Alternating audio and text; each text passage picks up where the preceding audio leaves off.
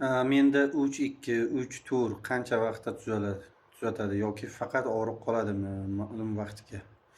Assalomu alaykum azizlar. Bu kishi hozir Grijani ajali degan giyohimizga savol bilan murojaat qilgan. Grijani ajali giyohimiz agar oshqozonda yarasi bo'lsa mumkin emas, homilador ayollarga mumkin emas. Shu holatlar bo'lmasa bemalol olib ichsa bo'ladi.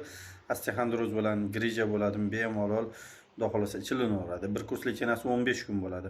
15 kun ichiladi, o'rtada 15 kun dam olib yana takror qilinadi holatiga qarab. Bu giyohni 4 kursgacha ichish mumkin. 4 kursdan keyin kamida 3 oy dam olinadi. Chunki organizmda kerakli tuzlarni eritib olmaslik kerak.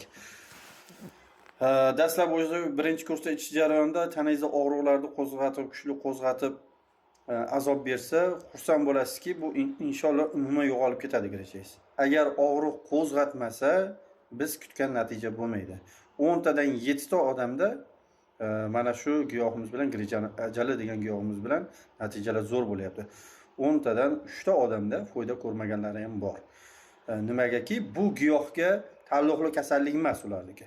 Shuning uchun biz tajribamizda o'tgani 70% odamda natija bo'lyapti. Bizning manzilimiz Farg'ona viloyati Beshariq tumani musiqa san'at maktabi ro'parasida klinikamiz bor. Asalari chaqtirib muolaja qilinadi. O'zi asosiy bu giyohni bir kurs asalari olinadi, o'rtada dam olganda dorini beramiz. O'rtada 20 kun vaqt o'tadi. 2 kun aridan keyin 2 kundan keyin ichadi, 15 kun dorini ichgandan keyin yana 2 kun o'tkazib ariga kelinadi. 90% bemorlarimizda 2 kurs asalari, 2 kurs giyoh bilan umuman grijasi bo'yinda bo'ladimi, belda bo'ladimi, osteoxondroz bo'ladimi, hammasi yo'q ketyapti. 10% bemorlar 3-4-kursda olishlikka sabab bo'lib qolyapti. Mana shunday.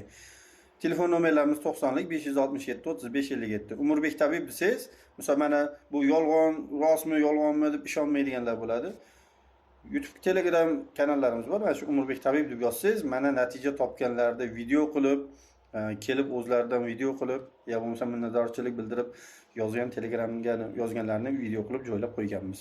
O'zingizlar uchun bemalol ko'rib, bir fikr chiqarib olaverasizlar.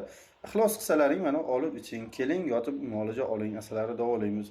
Asalari muolajasi tanangizda nechta xildar bo'lsa, hammasi teng foyda ketadi. Alohida muolaja qilinmaydi. Siz misol osteoxondroz grija bilan keldingizmi?